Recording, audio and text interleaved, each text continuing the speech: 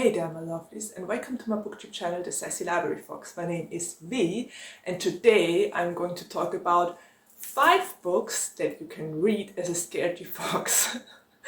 I already said it in my October to be read. I'm an easily scared person. I didn't used to be one, but I'm definitely one now. So I thought maybe other people, other booktubers, other reviewers, other book lovers, I don't know, whatever you define as is okay with me. But I thought maybe others have the same problem, that they want to read scary books in October, but that they are too easily scared, and that a lot of horror or thriller books aren't going to be their jam, so to say. So yes, I decided to introduce you to 5 books or series that I enjoyed reading and that have spooky elements but aren't all too spooky. And I'm a little bit of a sloppy Hogwarts student today, as you can see. I was actually sorted into Gryffindor, but I took that Pottermore quiz and people said that sometimes there are different questions. So I decided to go for the entire quiz and all the questions. I found this on an internet page. I don't know which page it was, but there were all the questions that are asked from Pottermore, and I took that test once again, answering all the questions, and apparently the Gryffindor in me won, but I have a high percentage of Slytherin traits as well. I blame it all on my fairy side and the fairy in me. So I'm actually some sort of Gryffindor, if you want to call it like that. I would really love to hear in which kind of house you got sorted. I'm very curious about this. I'm always curious about Harry Potter houses and the people who get sorted into them. So if you want, just write it down in the comments below and I will find out if you are a fellow Gryffindor or Gryffindor or Ravenclaw or Hufflepuff or Slytherin. I don't care, I love all the houses.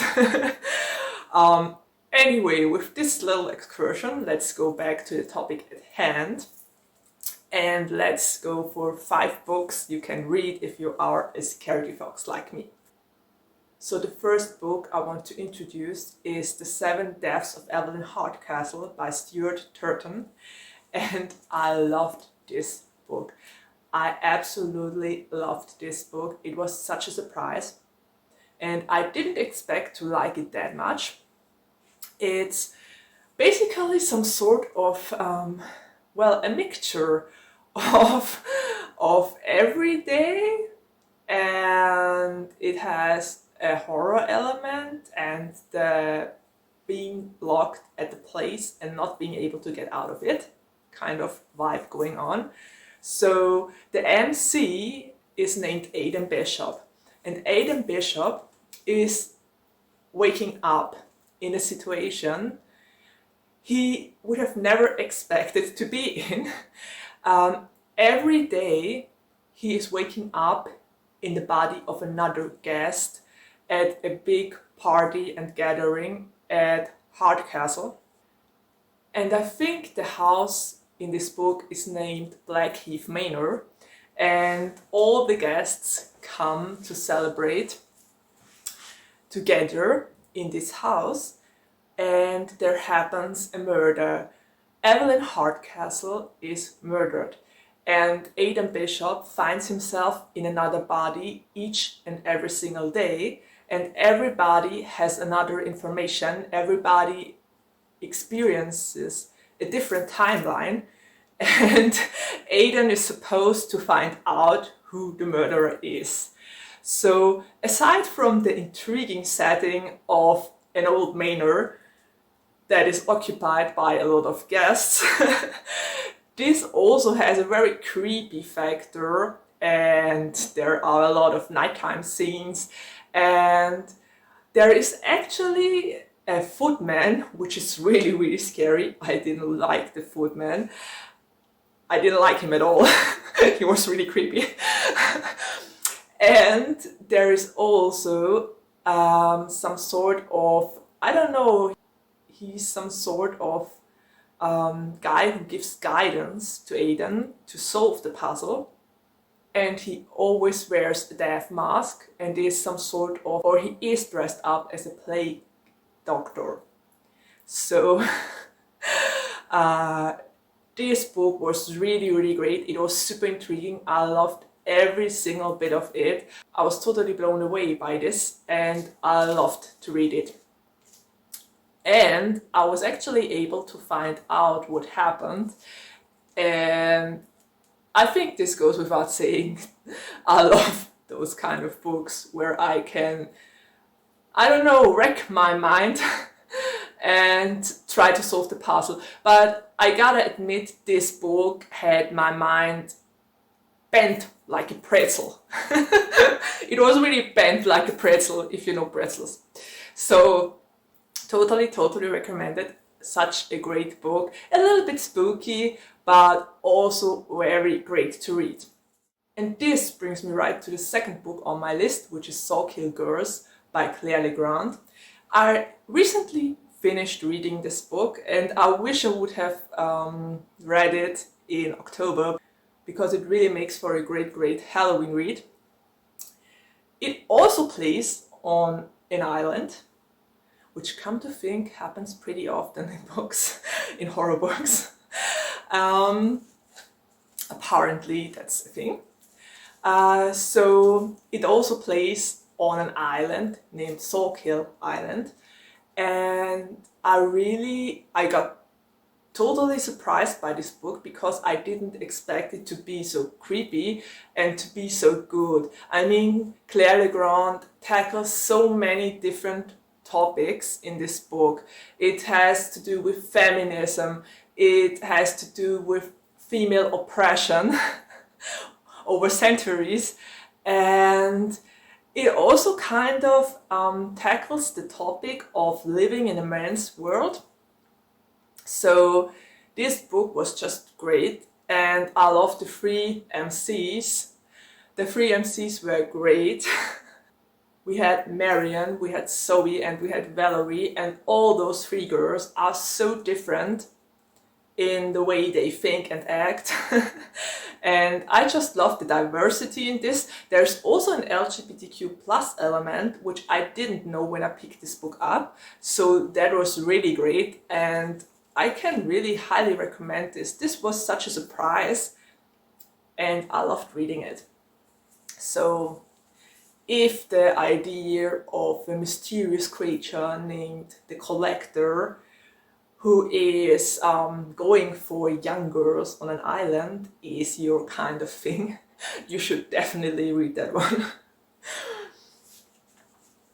So that brings me right to book 3 on my list, which is The Dark Descent of Elizabeth Frankenstein, written by Kiersten White. And it's a Frankenstein retelling, as you can already guess from the title. And I gotta say, this book was great. This book was amazing. One of the best retellings I ever read, quite honestly, seriously, pinky swear. And what I loved about this book was that it was more about the characters and the atmosphere and less about the plot itself. So we have Elizabeth, who is engaged to Victor Frankenstein, and since he didn't write her letters for months, she decides to visit him at his home. And there she discovers a lot of shocking and interesting things. Not going to spoil anything here, but since it's a Frankenstein retelling, you can already guess in which direction it will go. And the most interesting thing about this book was the fact that Victor and Elizabeth had such a dysfunctional relationship.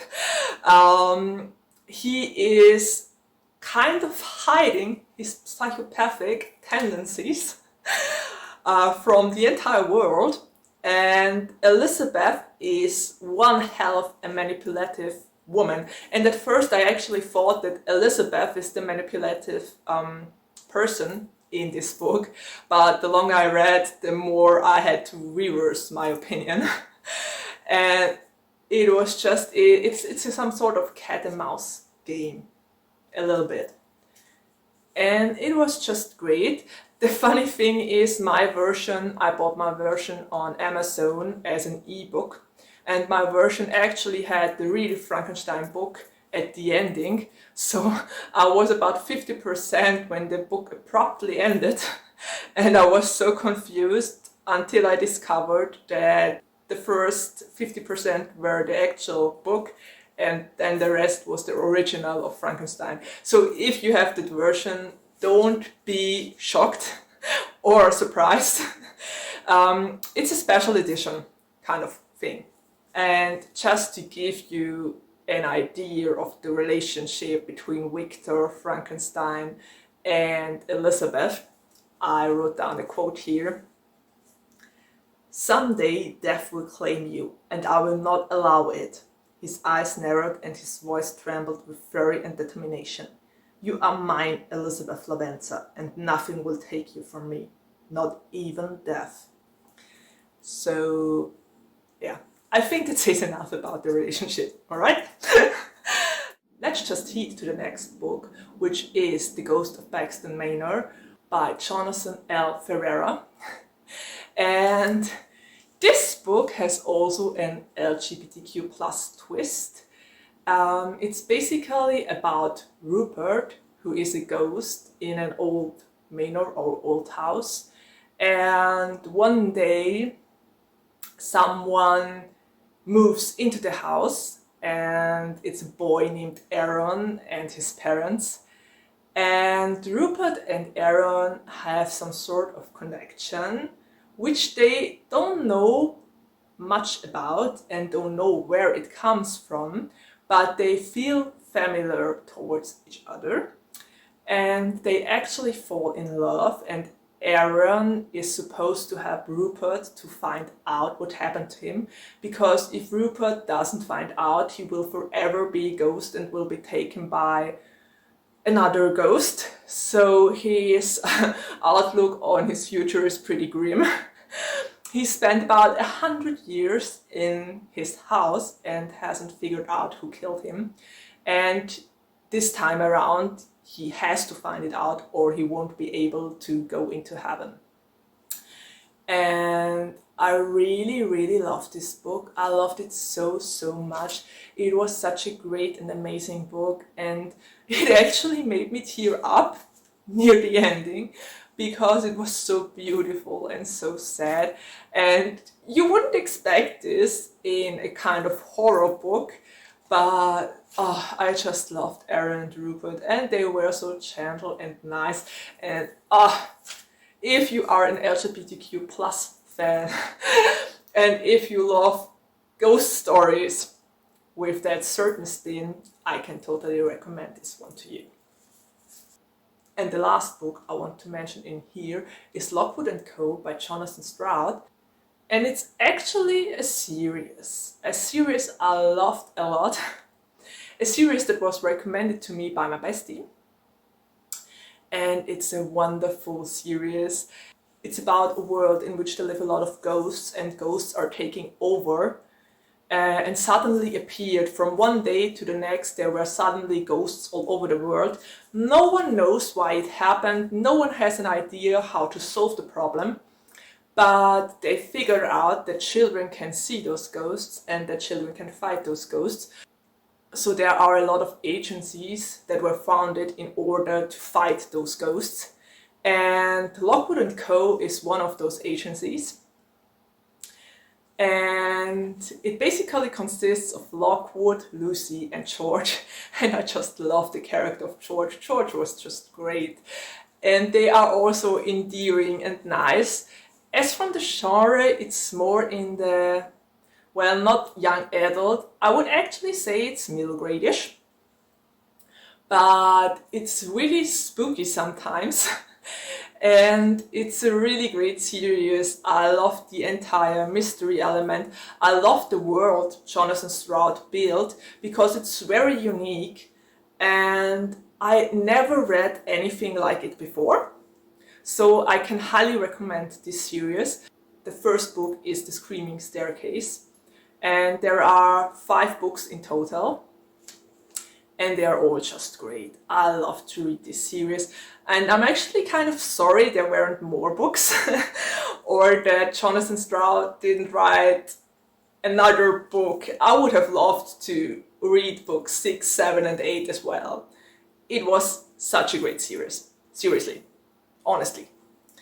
So this said, I'm already at the ending of my video. I hope you enjoyed it. I hope you could take some recommendations with you if you are a scaredy fox like me. And if you have book recommendations with books that aren't all too scary but nice to read for Halloween, just drop them down in the comments below. And well, let's just discuss about them. I love the discussions on BookTube and I basically live and breathe for the interaction with you guys. So yeah, thank you in advance. And well, stay healthy and safe, take care, and see you around the next time. Bye!